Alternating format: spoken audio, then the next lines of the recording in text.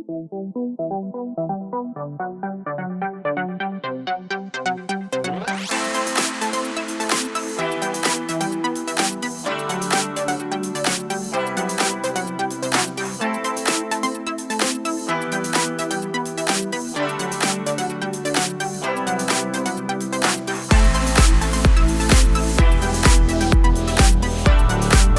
semuanya, perkenalkan kami tim Toya dari Universitas Tidar Magelang. Kami membuat inovasi filter air kolam dengan otomatisasi monitoring kadar oksigen air dan tingkat pH air. Inovasi ini akan diterapkan pada kelompok wanita tani di RT 1 RW 7 Kampung Dubo, Kelurahan Protobangsan, Magelang Utara, Kota Magelang. Inovasi ini akan mendukung pertumbuhan ekonomi yang inklusif dan berkelanjutan, dan mencapai kesetaraan gender dan memberdayakan semua perempuan dan anak perempuan.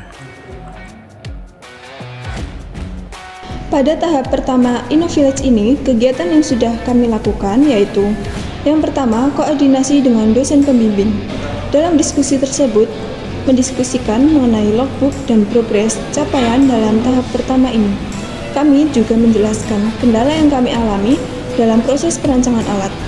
Dari diskusi tersebut, kami mendapatkan solusi untuk mengganti inovasi filter air kolam dengan otomatisasi monitoring kadar oksigen air dan tingkat pH air yang tidak menggunakan sampling air pada setiap kolam, diubah menjadi setiap kolam diambil sampling air untuk pengukuran oksigen pada air kolam. Yang kedua, koordinasi awal dengan pihak mitra.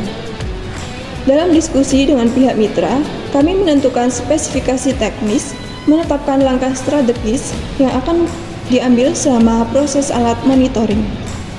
Dalam diskusi ini, kami juga menjelaskan perubahan konsep yang pada awalnya inovasi filter air kolam dengan otomatisasi monitoring kadar oksigen air dan tingkat pH air yang pada awalnya tidak menggunakan sampling air pada setiap kolam, diubah menjadi setiap kolam diambil sampling air untuk pengukuran oksigen pada air kolam. Terdapat perubahan konsep tersebut dikarenakan sensor oksigen tidak bisa direndam air secara terus-menerus. Hal tersebut dapat mengakibatkan penurunan akurasi pembacaan sensor. Kemudian yang ketiga yaitu pembelian komponen. Pembelian komponen dilakukan secara online maupun offline. Hal tersebut dilakukan karena keterbatasan komponen pada toko elektronik offline.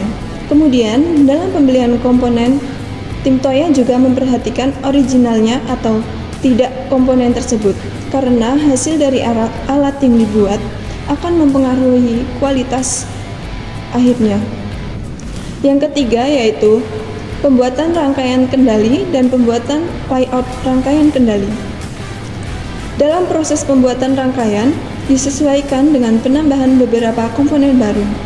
Dalam pembuatan rangkaian dan pembuatan layout, menggunakan software KiCad. Kemudian, pembuatan laporan batch 1 yang menjelaskan progres dari setiap kegiatan dan logbook yang sudah disusun untuk tahap pertama. Dan yang terakhir yaitu pembuatan video. Untuk pembuatan video, kami dibantu oleh anggota tambahan yaitu Muhammad Kafin sebagai videographer, dan kami melakukan pengeditan video menggunakan software CapCut. Di sini saya akan menjelaskan bagaimana cara rangkaiannya bekerja.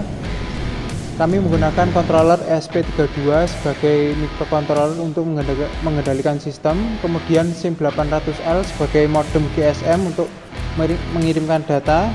Kami menggunakan SIM IoT dari PT Telkomsel untuk sebagai media pengirim data. Kemudian ada RTC DS1307 untuk melacak waktu secara real time.